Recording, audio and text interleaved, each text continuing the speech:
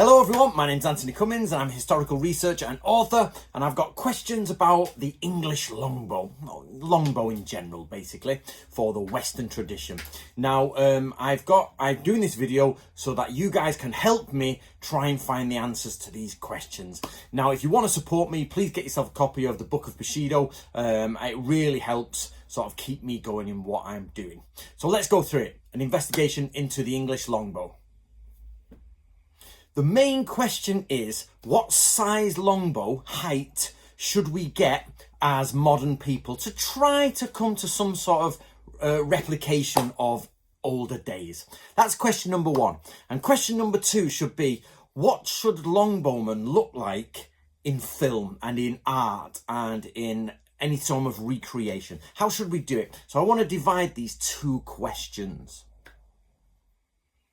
This all started with basically looking at the Japanese sword, and should we as modern Western, much taller people, have longer swords? And is that the case for Western swords? You know what I mean? We've got Eastern swords, Western swords. Should we be adjusting the height because it changes the dynamics of how you move? And the same again with longbows. But before we get into it, I just want to say a few thank yous. First of all, we've got to say a massive thank you to Matt Easton from Scholar Gladiatoria. He's been helping me through this, getting me some points, and people have been contacting him and he's been making videos. So it's great that everybody's coming together to get the sort of answer for all this. The second is Will Sherman and Joe Gibbs. They've been helping Matt as well go through things, and of course they produce longbows, so go and have a look at those, go and enjoy those, and follow. Like, I'll put some on the screen here so you can see what I'm talking about. Go and see those guys and make sure you buy a bow from them if you're going to buy a bow.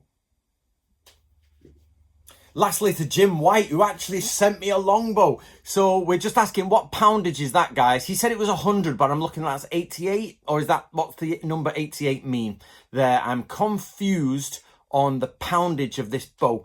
But my God, it is bloody difficult. I've been using the pull the bow with the string at the bottom, you know, the extra string to lock it, and which is the only way I can bloody well do this bow. Now, some of that came up is, so I didn't know actually, guys, I'm going to be honest with you, I didn't know. I knew that poundage in longbows was much different in medieval to what it is, but apparently the shape is different too. I think this is a D-shape Edwardian-esque Victorian bow in a high poundage.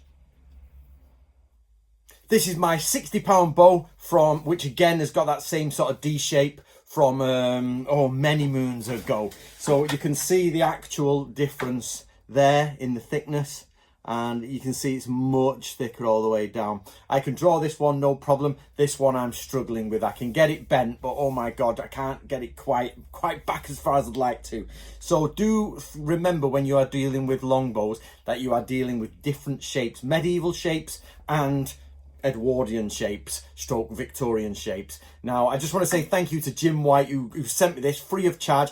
Jim's contacted me on like 3 different email addresses, and every time I send him an email back, it says failed. So Jim, please email me your address so I can send you something. Let me know which books of mine you've not got, Jim, and I'll send you a copy. Right, we can get rid of one of the questions very easily.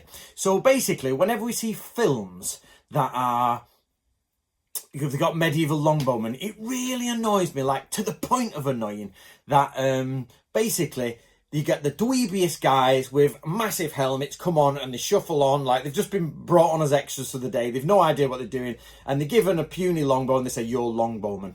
And then the knights are all there, muscled up, you know, the warriors are looking cool. And actually, I think it'll probably be reverse. Swordsmen will be a bit more lithe and a bit more, you know, not huge, and longbowmen, we're not talking about tallness, we'll get to that soon. Longbowmen are going to be gripping monkey apes. So you want to get your sort of short glide, no, not short, we'll go into that in a minute, but you're basically your structured gentlemen with massive hands and spade hands. They're the ones who are going to be dealing with the longbow. So when we make films, we should have these really gorilla-like longbowmen where their shoulders have been a little bit manipulated through pulling the bow, so much pulling. So instead of the weedy guy come out and go twang, we need to reverse that image and have the massive guy come out and go woof, woof, and that just doesn't appear in medieval films. I'm like, come on, bring it on. But every bloody film with an archer in is some guy, and I'm sure they leave the glasses on half the time, like a little watch, and they're all like, you're the archer. Everyone fire at will. Obviously, insert the joke.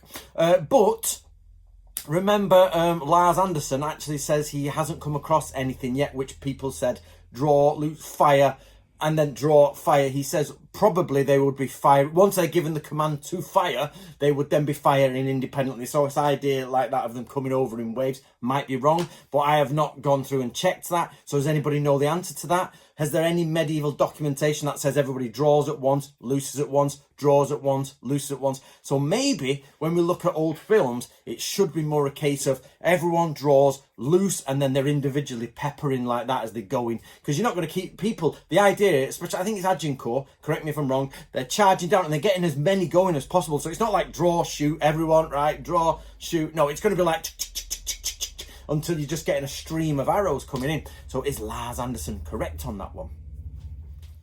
Right, why are we doing this? Basically, I'm not trying to, what I want to make sure I'm getting out there is I don't want to be like, this is wrong, that is wrong. I've never really done that except for the ninja stuff because that's genuinely wrong.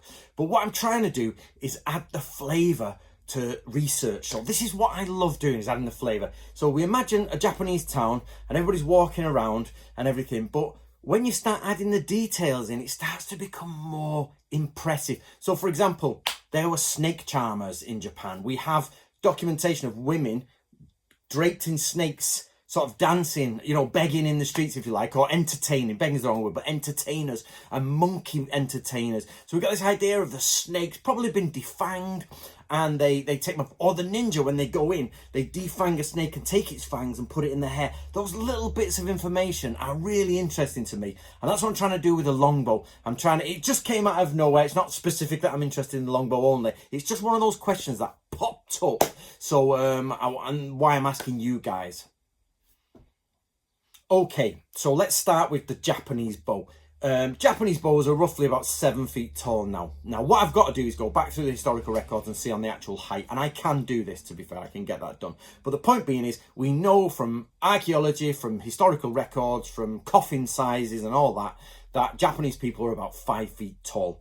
And their bows are roughly about 7 feet tall. So you've got a difference of 5/7, 2/7 or whatever you want, you know, you've got there. You've got a difference. So if we were to use a Japanese bow, if a 6 foot man was to use a Japanese bow, he's probably going to have to get an 8 foot one made roughly. You know what I mean? You've got to keep that difference going. But yet they use the standard size. So the question is, on Japan, do they have standard sizes? Something we've got to find out because it's not for this video. And should we be adjusting them for Westerners who come along 6'2", 6'3", and they suddenly get into the top bow length is not different. Whereas in Japan, their bow's meant to be way up there. So we can go through that.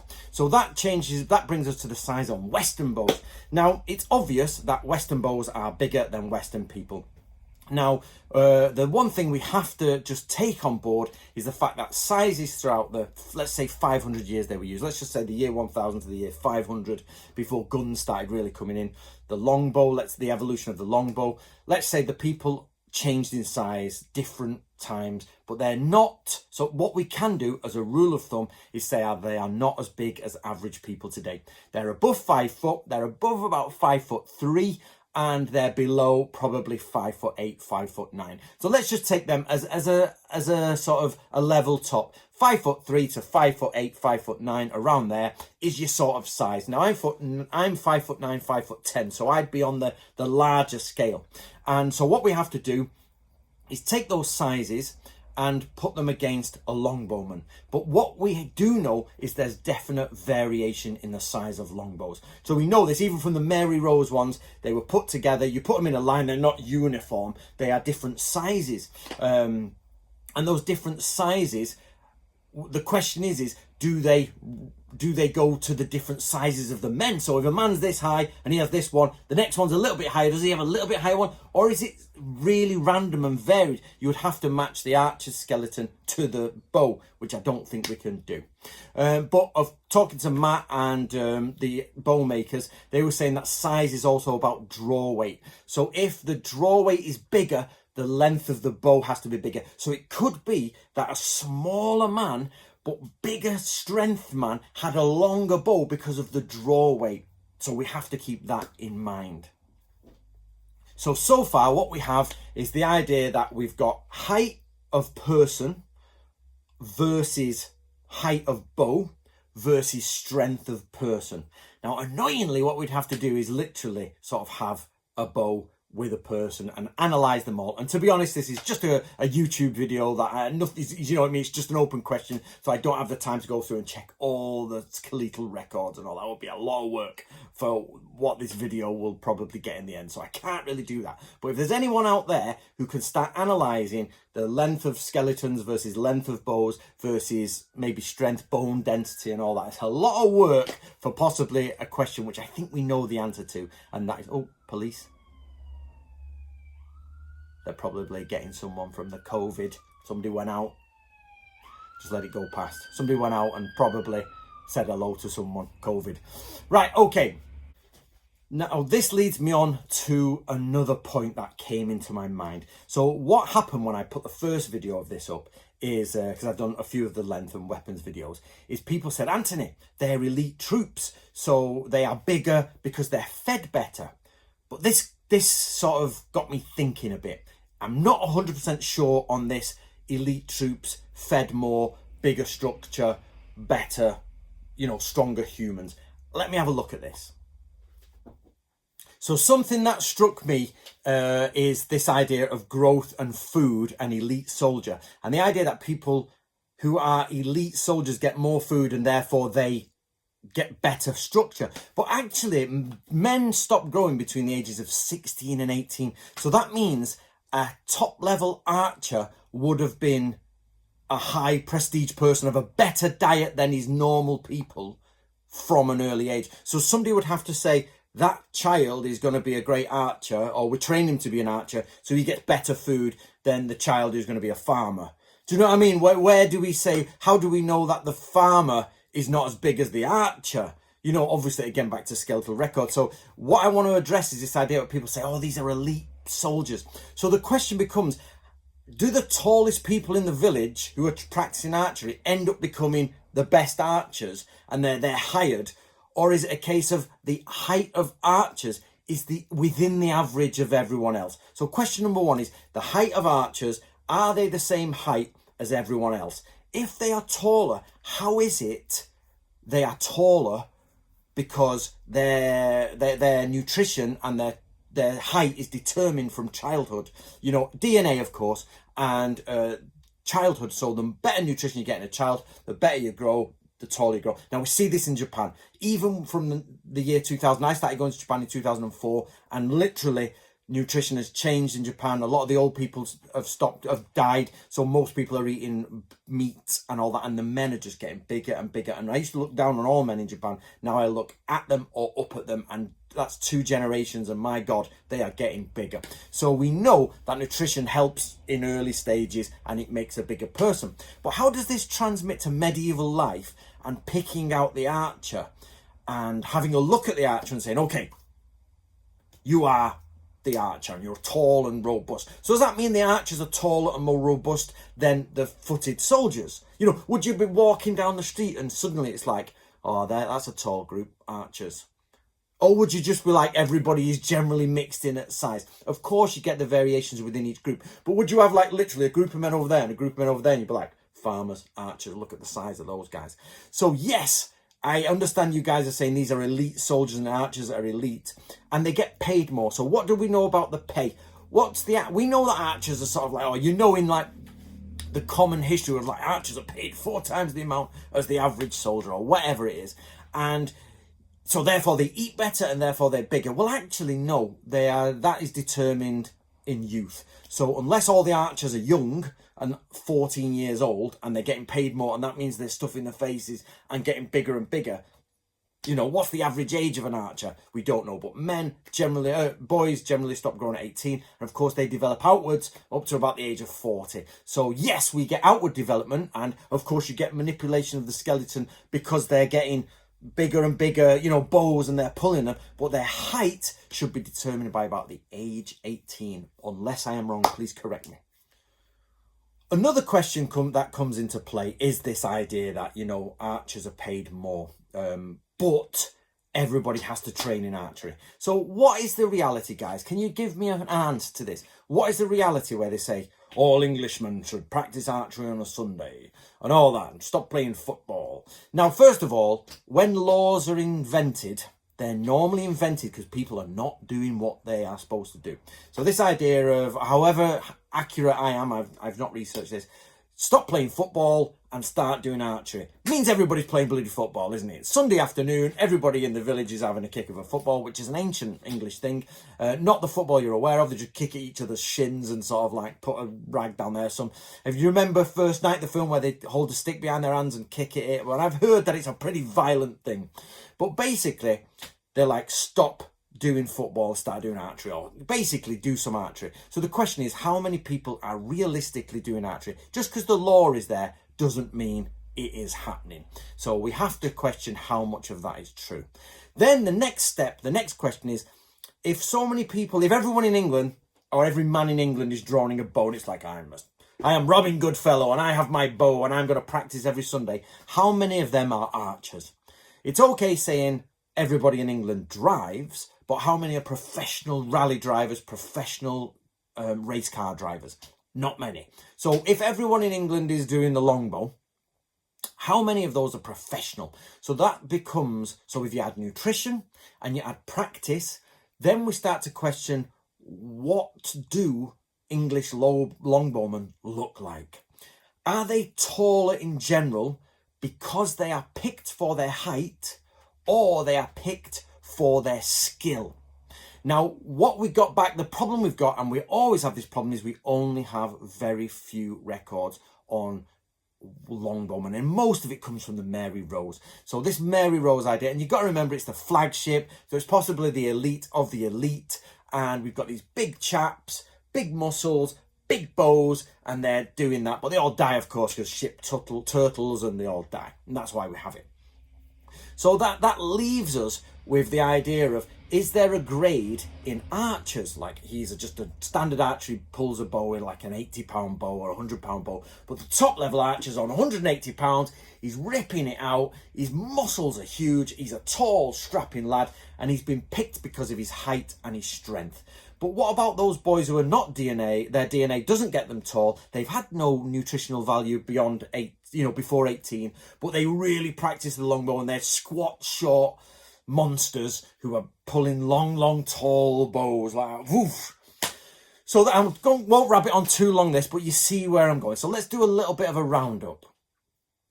Okay, this is a questioning video, not an answer video, and the idea is to put it in the medieval community out there, so you guys can have a right good chat here and put it on forums and discuss it. So what we've got is medieval longbows are a different shape to Edwardian and Victorian longbows.